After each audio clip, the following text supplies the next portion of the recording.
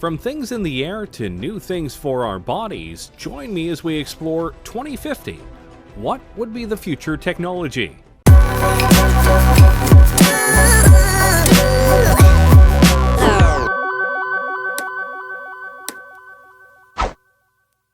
We are in the year 2020, and if we're being honest with ourselves, technology is incredibly advanced, and we're making strides that can push things even farther.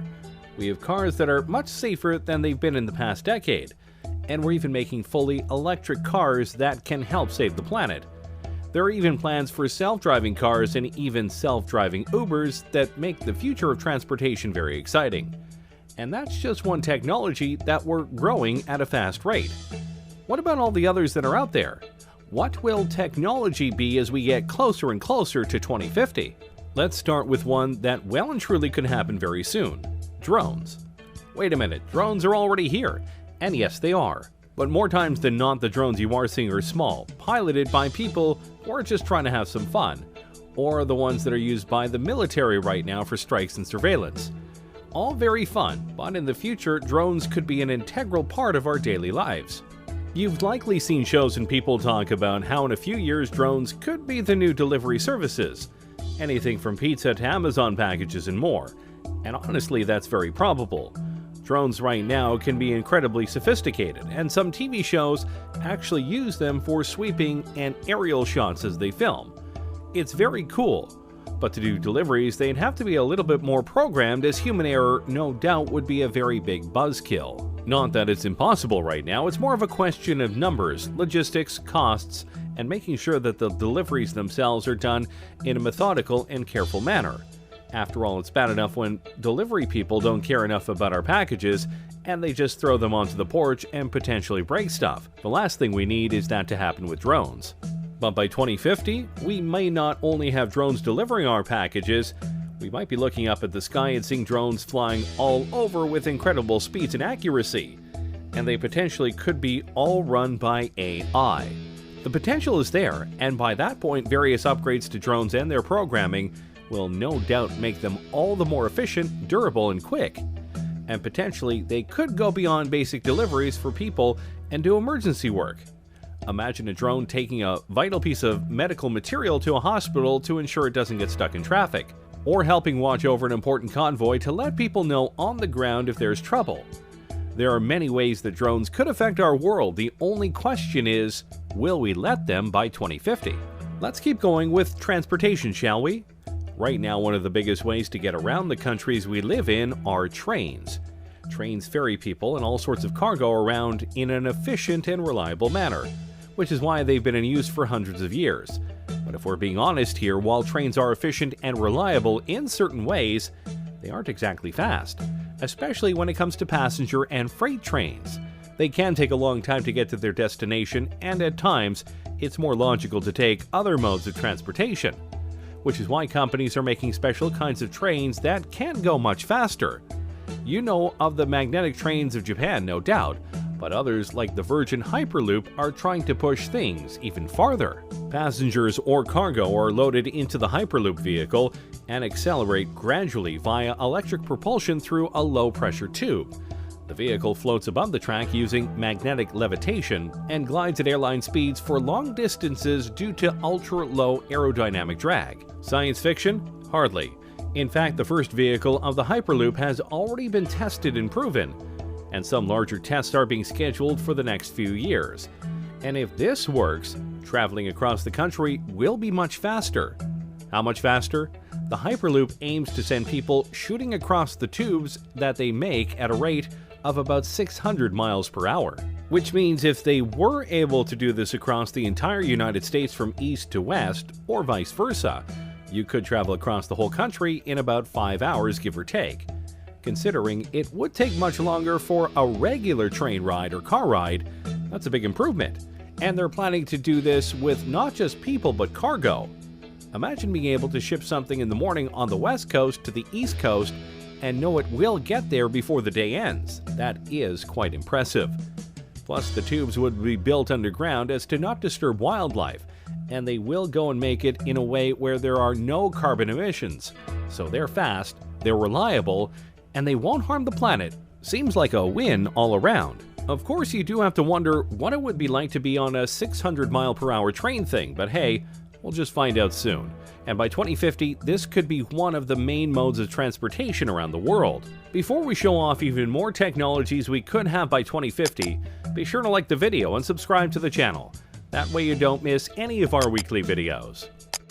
Okay, we've had some fun ones, but now let's go deeper down the rabbit hole and talk about the ones we all fear. AI. Yep, artificial intelligence. And no matter what way you look at it, people are seriously trying to make it happen, and make it happen soon. AIs are literally everywhere, including in your cars, and in your homes via devices like Alexa, which are indeed forms of AI. And there are things like Watson that is so smart that it could beat two Jeopardy legends.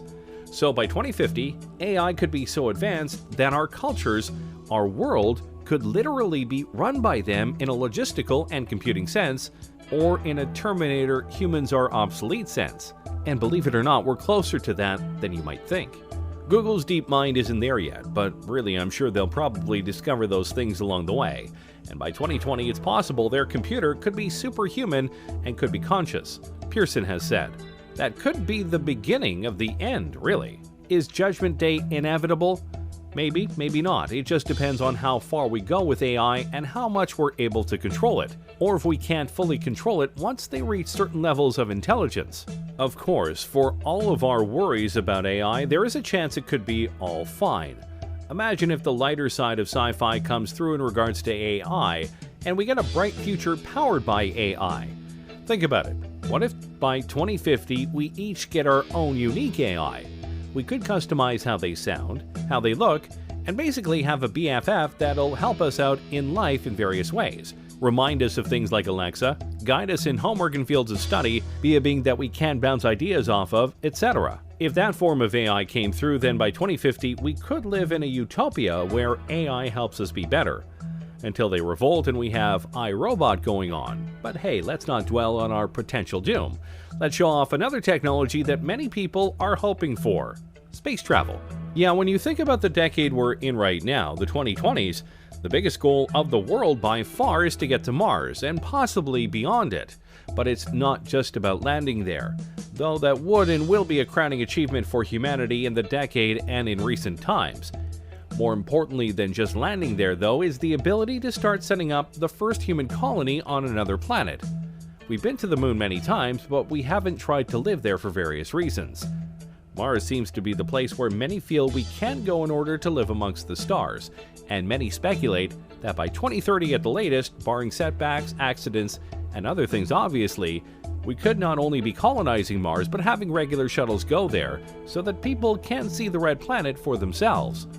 We will see first people going off to Mars, and then robots will do some basic stuff, like making basic materials on Mars, Pearson said. We're going to have to do that because only so much can be brought into space. Of course, there are numerous things that need to be worked out before such a thing could happen, but we have top men on this, including Elon Musk and the SpaceX program, Jeff Bezos via his Blue Origin company, and more. Each of them, and NASA among others, are working on not just getting us back into space, but getting us there via cheaper, smaller, and reusable spacecraft, something that honestly has been a setback for the space program over the last 20 years. But if we are able to do it, if we are able to get to Mars, get there faster, and be able to colonize it, then by 2050, who knows where we will be? We could have multiple colonies on Mars, maybe some on the moon, and maybe even colonies on moons like Titan and Europa, which some think could be even better places to colonize than Mars. It's possible, but obviously Mars is the place that we are aiming for right now. With each step into space, humanity grows larger in the universe, and who knows just how many of us will be out there by 2050. Alright, now let's dive into something really sci-fi: prosthetics. Yeah, I know that right now prosthetics are very limited and at times a bit pointless, but if we were able to fully utilize computer technology to its fullest and make prosthetics that are fully compatible with the human brain and body, then the sky is the limit. We could enter an age where cyborgs are not just welcome, they're commonplace. And yeah, it may seem like we're far away from that, but we are getting closer to that point. James Young, a 25-year-old biological scientist, has a prosthetic arm, with a personal drone and built-in flashlight. And a French artist is using a prosthetic that doubles as a tattoo gun. That's pretty cool. Imagine if a police officer loses an arm in the line of duty. Usually that would mean the end of his career. But with an advanced prosthetic, he could literally be better than ever if it were advanced enough. The biggest problem with these fake limbs is that most of them are plastic, meant to convey that the arm or leg is still there and thus still usable. The bridge to cybernetic implants lies in the brain, being able to use the computer tech to sync with the brain and give accurate commands. We haven't fully bridged that gap yet, but when we do, dang, life is going to get a lot more interesting. And don't forget, these prosthetics could be used in many ways other than helping people with lost limbs.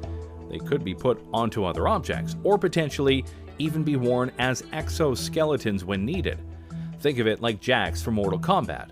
Some people could even ask for implants to be put into their arms or legs to give them an extra boost, like TJ Combo from Killer Instinct. 1. I like video games, and they have plenty of cybernetic people. The point is, by 2050, if these things are made, a lot of people won't feel broken or weak anymore because they've lost limbs or the abilities of their arms or legs. They'll be whole again, and be able to do things just like they were before, if not better. And that's a future we should definitely be trying to live for. Now let's go to something a bit more unique. Look at yourself right now. Specifically, look at the clothes you are wearing right now. What are they made of? What do they feel like? What do they look like? Of all of these answers, I bet none of them are, they look like they could give me superpowers, because they can't. Not yet, anyway. Think about it like this. What if the clothes you are wearing right now felt the same, looked the same, but could do more? With the growth of nanotechnology, your clothes could potentially be embodied with various materials or technologies that help you improve your strength, durability, and more. For example, what if you had a shirt on that was light as a feather, but could absorb impacts and leave you with no injuries? That would be pretty impressive and important, especially in this age of gun violence we live in. Or what if the uniforms of firefighters made them completely heat-resistant and burn-proof, further ensuring that they are able to do their jobs without much risk to their lives? The technologies that we can put into clothes is out there, and some people are working on it right now, both in terms of multiple functions, but also cosmetic appeal. Imagine if by 2050 we have the ability to craft whatever kinds of clothes we want, and even select what kind of abilities they have. Imagine you wear a special kind of top that has a special pattern on it, and when you press a button or say a keyword, that pattern unfolds and suddenly you have wings on your outfit. Wouldn't that be cool? If done right, this could be the newest wave of fashion and style in the future. See, the future is hip. I'm sure that last one left you drooling, so let's temper your expectations and talk about school. Yes, it sucks, and learning can be a chore, but in the future it may be a lot more interactive. Over the last decade or so, computers in schools have been a must-have for various courses. But if the advent of virtual reality simulations come through as many expect them to, it could lead to all sorts of innovations in the classrooms that could help kids with what's going on. You could take students to an environment in the past and show them what was happening, like watching a battle taking place, Pearson said. You can explain that sort of thing more easily if they can see it happening than if you are looking at a textbook. Oh yeah, history and geography classes would be much more fun, that's for sure. Or imagine an audiobook, but instead of just an audio, you could see the characters coming to life before your eyes, and you watch them interact with others. Heck, school plays could have projected environments to make things seem more real. And of course, you could have virtual tutors to help you with problems that the teachers aren't able to help with. Education is definitely something that can benefit from advanced technologies, and by 2050, our school systems could be so revolutionized that you have to try really hard to fail class. Though I'm sure some of you would still try. Finally, let's talk about something that I'm sure you'll be horrified to hear. In the future, you likely won't need a phone. I know you're stunned, but think about it. Right now, smartphones are becoming more and more advanced every single year. New features, new programs, etc. But by 2050, your phone won't likely need to exist because you'll have access to it and more via something else. What exactly? That depends on the technology. But for this example, let's imagine a wrist gauntlet. Instead of typing up a number, you simply have to say "call mom," but obviously the gauntlet could do much more than that. It'll likely have a holographic screen that you can use to look up information on a much bigger keyboard.